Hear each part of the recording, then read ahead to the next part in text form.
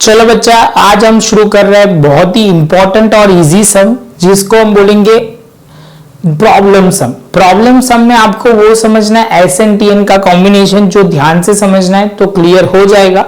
अभी हम T N पे ही फोकस कर रहे हैं, मतलब टर्म ढूंढना है, वैसे ही सम कर रहे हैं। आगे जाके सम वाले सम करेंगे, सम मतलब टोटल वाले सम, तो वो हम डिस्कस करेंगे बच्चा।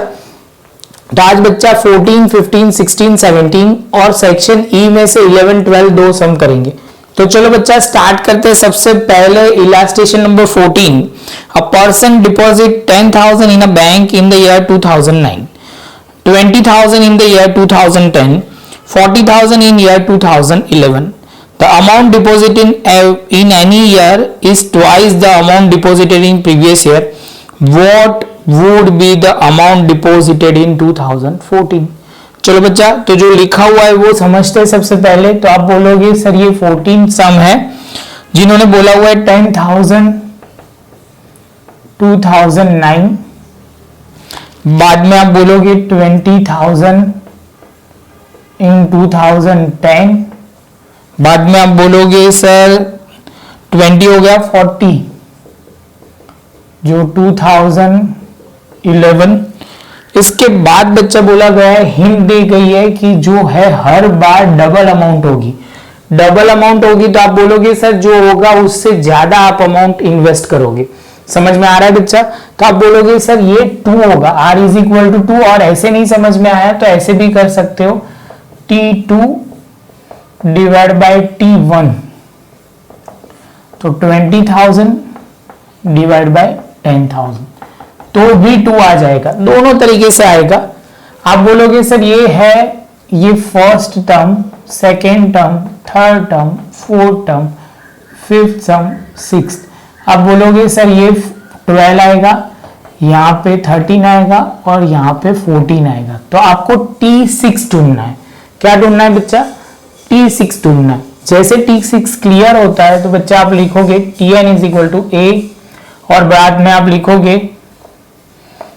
R raise to n-1।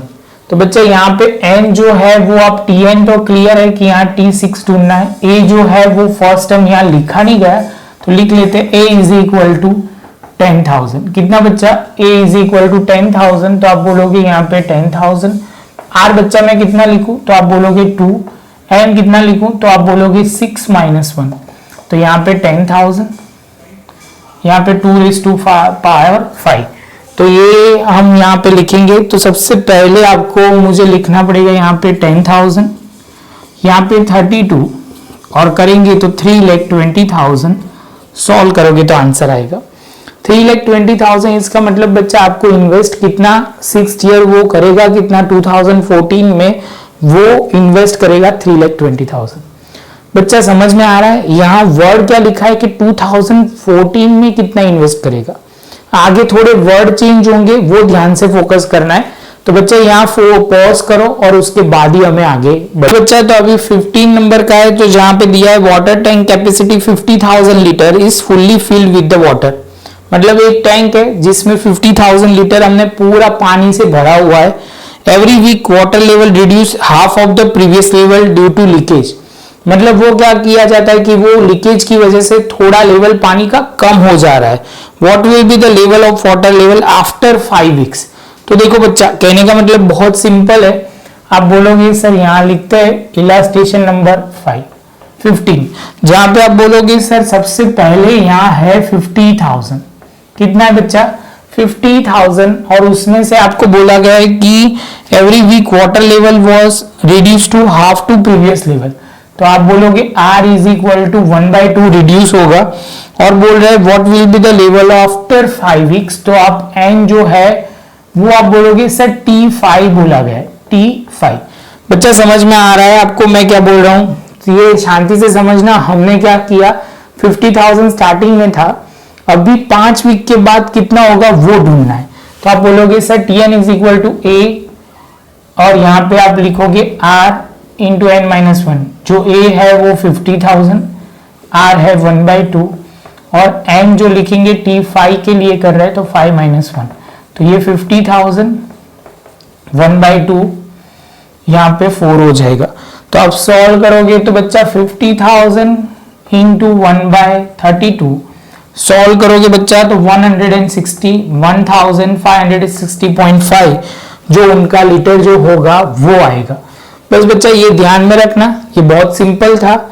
5th week में उनका कितना हो जाएगा, तो आप बोलोगे सर 5th वीक में हम यहाँ पे लिखेंगे कितना, तो हो जाएगा 1,562.5 लीटर हमारा वाटर लेवल हो जाएगा। इसके साथ बच्चा 15 नंबर का भी सम खत्म। अभी हम आगे जाएंगे 16 नंबर में, प्रॉपर पहले लिख लो उसके बाद हम आगे जाएंगे। बच्चा अभी हम कर रहे हैं 16 नंबर का इलास्ट्रेशन, जिसमें आपको समझना है कि अभी सबसे पहले जो मैं बोल रहा हूं कि पॉपुलेशन इंक्रीज होती है, तो सपोज जो आपको वो समझना है कि जो होता है उसमें एडिशन होगा।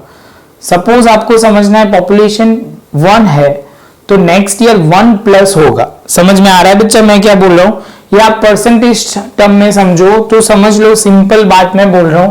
पॉपुलेशन इंक्रीज होगी सपोज 5% से, तो नेक्स्ट ईयर हो जाएगा 105। बाद में नेक्स्ट ईयर से इंक्रीज 5%, तो इसका 5% से इंक्रीज होगा। कहने का मतलब वो है, आपको कहने का मतलब सिंपल आप क्या लोगे वो भी मैं बोल देता हूं। तो 1.05 हो जाएगा, 1.03 हो जाएगा, प्लस करना है। जितने से इंक्रीज होगा उसमें आपको प्लस करना है। तो ये परसेंटेज टर्म में इसलिए पॉइंट मैंने लगाया। जैसे फिर से बोल रहा हूं 10 आप बोलोगे 9% होगा तो 109, और परसेंटेज है तो 2 पॉइंट, ऑलवेज 100 होता है ना परसेंटेज, तो 1.09 होगा। क्लियर है बच्चा? तो आप बोलोगे सर ये तो समझ में आ गया, तो शुरू करते हैं। Population of a city is 20 lakh. If the population increase at the rate of 3% per year, what is the population of city after 6 year? तो बच्चा समझना बहुत सिंपल है। यहाँ पे बोला गया है 16 में पॉपुलेशन जो अभी की हालत है वो 20 लाख है। तो आप बोलोगे सर इसका मतलब ये हुआ, ए है 20 लाख, एन जो है वो 6 ईयर है, तो आप बोलोगे इसका मतलब T6 ढूंढना है आपको।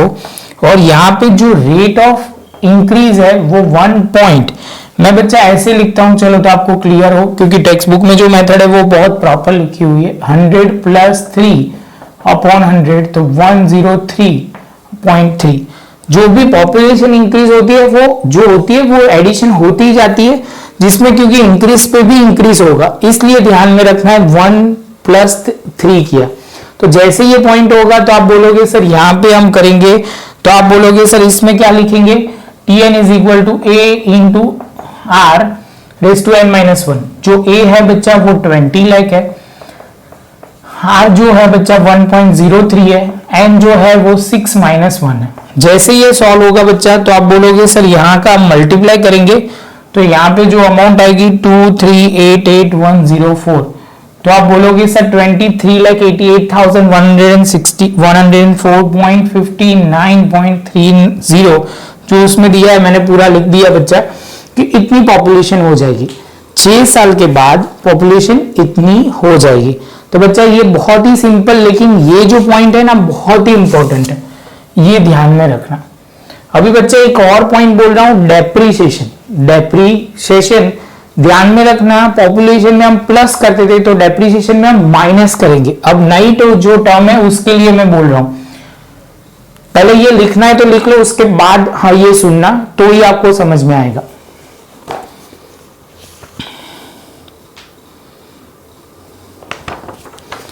जैसे समझ लो, अभी के लिए मैं बोल रहा हूं डेप्रीशिएशन जो आपको बोला जाए तो आप बोलोगे सर क्या होगा क्या, तो वो समझ लो 100 है, 100 में सपोज 10% कम कर रहे हैं तो 10, तो ये 90 होगा, तो ऐसे लिखा जाएगा 100 माइनस 10 डिवाइड बाय 100, तो 0.9 आ जाएगा। समझ में आ रहा है बच्चा मैं क्या बोल रहा हूं? तो आप बोलोगे सर इसका मतलब ये हुआ कि जैसे समझ लो कि अभी 15% डिक्रीज हो रहा है, डेप्रिसिएशन रेट है तो 100 माइनस 15 अपॉन 100 तो 0.85 हो जाएगा।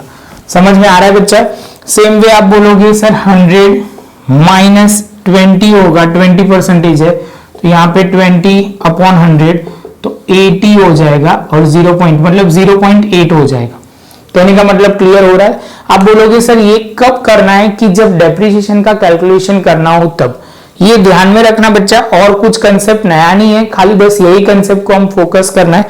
तो बच्चा चलो आगे बढ़ते हैं, ये कंसेप्ट को थोड़ा प्रॉपर समझते हुए। Government decide to fix the depreciation rate of machine is 15% पर annum if the purchase price is machine is 50,000 find out the value of machine after 7 year।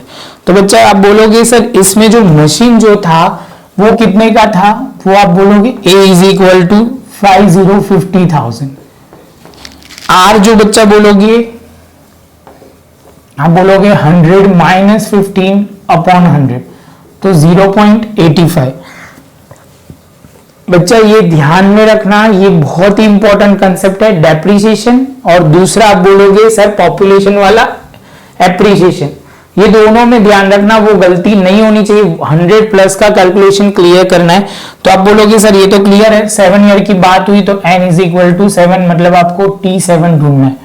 तो Tn is equal to A into R n minus 1। तो Tn जो है वो बच्चा आप बोलोगे A कितना लिखोगे 50,000, R कितना होगा बच्चा 0.85, n कितना लिखेंगे 7 माइनस 1। तो बच्चा यहां लिखेंगे 50,000, 0.85 और 6। जैसे 6 होता है बच्चा, आपको बोला गया है कि बच्चा कौन सी ईयर का बोला गया है, 7 ईयर की है बच्चा। यहाँ पे कंसेप्ट एक बहुत इंपॉर्टेंट जो ध्यान में रखना है वो मैं बोलना भूल गया, जो इंपॉर्टेंट है बच्चा, जब आफ्टर 7 ईयर लिया है, आफ्टर 7 ईयर, तो यहाँ पे आपको ध्यान में रखना होगा 1 ईयर ज्यादा लेना पड़ेगा, तो यहाँ 8 लेना पड़ेगा। कितना लेना पड़ेगा 8।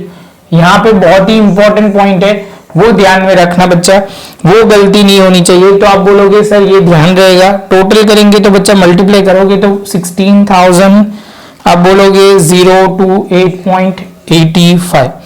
7 साल के बाद ये मशीन की वैल्यू कितनी हो जाएगी बच्चा 16,028 रुपीज 0.85।